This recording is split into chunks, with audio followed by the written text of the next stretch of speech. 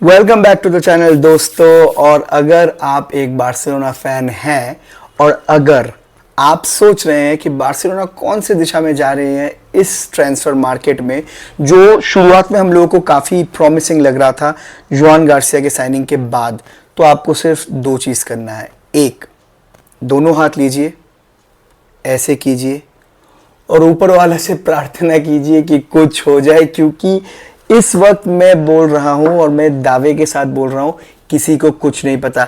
ना आपके फैब्रिजियो को पता है, ना जेरार्ड रोमेरो को पता है, किसी को कुछ नहीं पता कि बार्सिलोना क्या मूव कर रही है और कैसे मूव कर रही है, या मूव कर भी रही है या नहीं। तो ऐसे ही कुछ टॉपिक्स लेके हम लोग बात करेंगे कि क्या हम लोग एक्सपेक्ट कर सकते हैं, क्या करना चाहिए मेरे हिसाब से। तो चैनल पे अगर नए हैं तो प्लीज़ सब्सक्राइब करना, लाइक करना, शेयर करना और कमेंट में बताना आप क्या सोचते हैं। तो देखिए, पहले मैं शुरू करूंगा जो निको विलियम्स का सागा हुआ है उसको लेके। अब निको तो चला गया, ठीक है, अब निको चला गया। अब कॉन्स्पिरेसी थ्योरी ये आ रहा है कि निको का जो कॉन्ट्रैक्ट था वो एटलेटिको बिल्बाओ से साइन करने से पहले बिल्बाओ ने जाके हावियर टेबास के साथ बात किया और उसने बार्सिलोना का कुछ इंपॉर्टेंट फाइनेंशियल्स लीक किया। देखिए, अब ये सब का कोई ना सर है ना पैर है, ठीक है।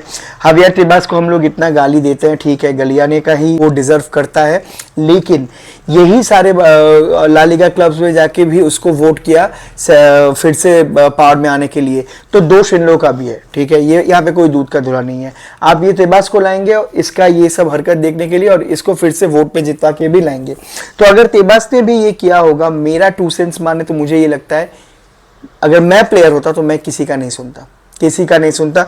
अगर मेरे को सही में ये करना होता कि भाई मेरे को कैसे तैसे भी बार्सिलोना के लिए खेलना है तो खेलना है, मैं रिस्क लेता रजिस्ट्रेशन का लेके, जैसे डैनियल मैंने लास्ट साल लिया था, और मैं स्टिक करके साइन कर जाता, ठीक है। तो जो कंट्रोवर्सी है, जो कॉन्स्पिरेसी थ्योरी है, मैं वो उसी को यहीं पे बड़ी कर रहा हूं और मेरे को वो प्लेयर लेके और कुछ चर्चा भी नहीं चाहिए। अब जैसे कि आप जानते हैं कि निको तो चला गया, ठीक है, अब क्या है, अब अभी आता है ये सवाल कि बार्सिलोना क्या सोच रहा है, बार्सिलोना के पास ऑप्शंस है भी या नहीं। देखिए, लुइस डियाज का क्लियर कट हिसाब है। लुइस डियाज का जो सुनने में आ रहा है 82 मिलियन का रिलीज क्लॉज है, और अगर आप मुझसे पूछेंगे तो मैं भी यही बोलूंगा कि भाई लुइस डियाज 82 मिलियन के लिए इज टू मच, क्योंकि the edge is not on his side. When the edge is not on your side and you are thinking of spending 82 millions, I only request कि भाई 3-4 बार और सोच लो, क्योंकि 82 millions का जो रिटर्न ऑन इन्वेस्टमेंट होगा वो आपको नहीं मिलेगा, क्योंकि 3-4 साल वो खेलेगा, उसके बाद उसे कोई नहीं लेगा। तो इसीलिए मैं बोलूँगा मत लो, क्योंकि हम लोग का जो एक एक पैसा, एक एक मिलियन है, वो बहुत केयरफुली हम लोग को खर्च करना पड़ेगा। अदरवाइज प्लेयर कैसे सूट होगा, I have zero doubts he will interchange position with Raphinha and he will be a very good starter directly coming in Flick system and slotting in, क्योंकि वो मेहनती बंदा है, वो रफीनिया की तरह वर्कलोड भी देगा और वर्क एथिक्स भी प्रोवाइड करेगा और जो चाहिए होता है हैंसी फ्लिक को। तो अगर एज उसके साइड में होता मैं बोलता कि ठीक है भाई फिर भी चलो, लेकिन एज उसके साइड नहीं है और आस्किंग प्राइस टू हाई है। जो लिवरपूल लेके हम लोगों से जो 150 मिलियन का उन लोगों ने खर्चा किया है, जिसके बाद 50 मिलियन, जैसे 200 मिलियन के जो खर्चा किया है, उसमें से वो लोग अगर 80-100 हम लोगों से निकाल लेंगे तो फाइनेंशियल बुक्स ऑलरेडी उन लोगों का स्टेबल या बैलेंस आउट हो जाएगा कुछ देर के लिए। तो मेरे को नहीं लगता लुइस डियाज के लिए हम लोग जाना चाहिए हम लोगों को। अब नेक्स्ट ऑप्शन आप लोगों को आ रहा है कि एंटोनियो नूसा, ये वो। मैं बोल रहा हूँ एंटोनियो नूसा के लिए हम लोग 10 बार स्काउट कर चुके हैं। अगर कुछ करना होता, उसका रिलीज क्लॉज भी कम था, हम लोग अभी तक कर लिए होते। तो जब तक ना एंटोनियो नूसा का कुछ भी साइनिंग होता है या बहुत रिलायबल सोर्सेस से आता है कि हाँ भाई बार्सिलोना थिंक कर रहा है कि जाके क्लब के साथ बात शुरू करे कि भाई जैसे इनिशियल टॉक्स होते हैं कि कितने में सोच रहे हो तुम लोग इस प्लेयर को दे पाओगे या क्या चाहिए तुम लोगों को, या प्लेयर के साइड भी एक कॉन्ट्रैक्ट एग्रीमेंट होना चाहिए। तो जब तक ये सब नहीं होता, मैं ये सारे ख्याली पुलाव नहीं बनाऊंगा कि एंटोनियो नूसा के लिए हम लोग जा रहे हैं, क्योंकि कोई फायदा है नहीं। हम लोग एक सोचेंगे और ये कभी नहीं होगा, तो उससे बेहतर है कि भाई सोचे ही ना, है ना। अब जो नेक्स्ट इंपॉर्टेंट टॉपिक है वो है राफेल लियाओ का।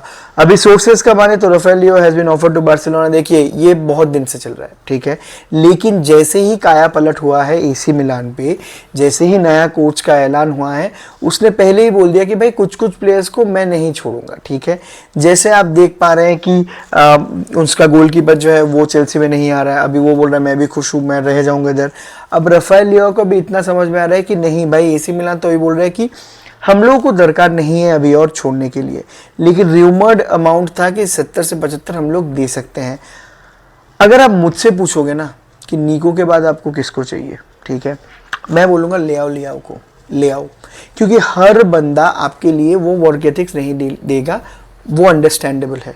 अगर लियाओ अप टॉप डेंजर क्रिएट कर रहा है, अगर उस वही क्रिएटिविटी भी दिखा रहा है, वही गोल थ्रेड भी हो रहा है हम लोग के टीम के लिए, तो हम लोग कंपेंसेट कर सकते हैं, हम लोग कंपेंसेट कर सकते हैं उस पोजीशन में, क्योंकि आपके पास दौड़ने वाला मिडफील्डर्स है, आपके पास दौड़ने वाला बैक्स है, फुल बैक्स है, ठीक है, आपको हर एक एंगल से सपोर्ट मिल सकता है।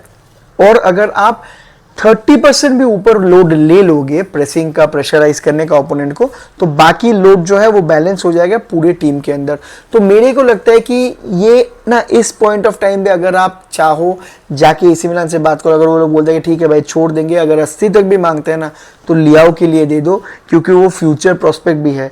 अगर वो घमासान कुछ कर जाता है नेइमार की तरह, तो पता नहीं कल आके पीएसजी खरीद लेगा आपसे 250 मिलियन देके, तो रिटर्न ऑन इन्वेस्टमेंट भी रहेगा, प्लेयर भी अच्छा है, फिट इन भी होगा, और उसको लेके उतना ज़्यादा हम लोग को जो साइड लाइन हगिंग प्लेयर चाहिए वो प्रोफाइल भी मीट हो जाएगा, स्किल सेट भी अच्छा है, टचेस भी बेहतरीन है, और हम लोगों के लिए ये एक बहुत ही शानदार साइनिंग साबित हो सकता है। तो अगर मैं डेको होता, अगर मैं जोआन लापोर्टा होता, तो भाई मैं बोलता कि चलो यार अब जाते हैं राफेल लियाओ के लिए, क्योंकि अभी मार्केट में ऑप्शंस बहुत कम हो रहे हैं। राफेल लियाओ को लाओ, उसके साथ आइसिंग ऑन द केक करो मार्कस रैशफोर्ड का लोन डील, खरीदो मत उसको, लोन डील में लेके आओ, सैलरी स्लैश डाउन करवा के, तो आपके पास ऊपर ना अप टॉप बहुत सारे ऑल्टरनेटिव्स है, परम्यूटेशन कॉम्बिनेशन है। आपके पास लमीन यमाल है, आपके पास रूनी बार्जी है, आपके पास फेरान टोरेस है, आपके पास रैशफोर्ड है, आपके पास लेवांडोस्की है, आपके पास राफेल लियाओ है, आपके पास राफिनिया है,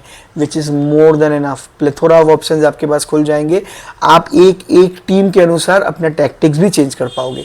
तो मेरे को लगता है ले आओ भाई राफेल लियाओ को, ले आओ रैशफोर्ड को लोन पे, और ख़त्म करो ये ट्रांसफर सागा। अब थोड़ा बैक पोजीशन में फोकस करो और देखते हैं क्या हो पाता है। तो यही था आज का न्यूज़।